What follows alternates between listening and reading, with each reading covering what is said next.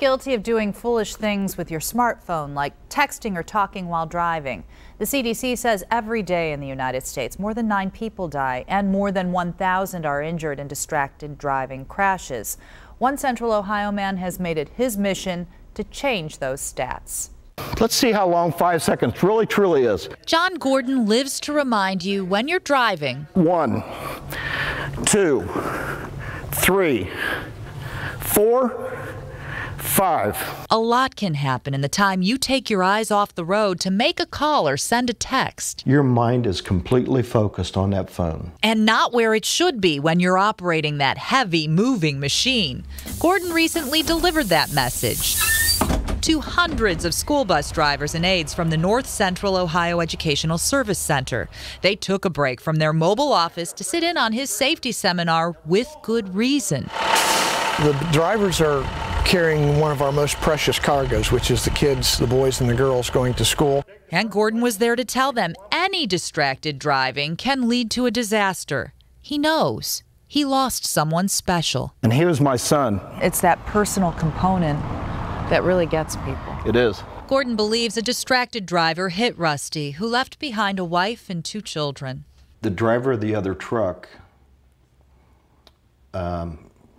had swerved. He says subpoenaed records show that driver had a transmission on his phone shortly before an emergency call about the crash came into dispatch. What do you miss most about Rusty?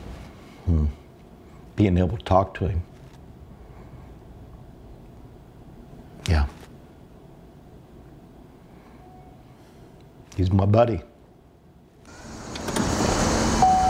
So now he talks to anyone who will listen about how important it is to put the phone away.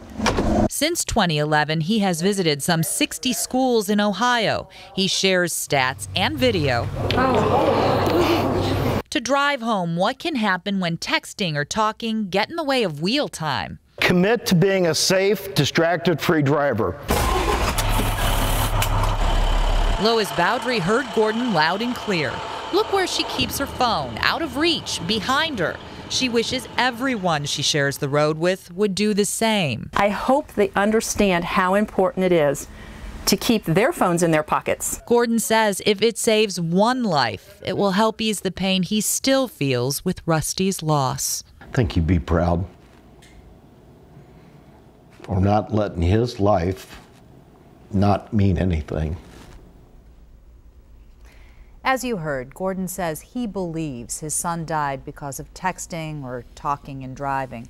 I spoke with family members of the driver who hit Rusty. They dispute the claim and say the records Gordon cites do not prove cell phone use behind the wheel. Gordon is resolute, though, and continues to give his talks on the perils of distracted driving.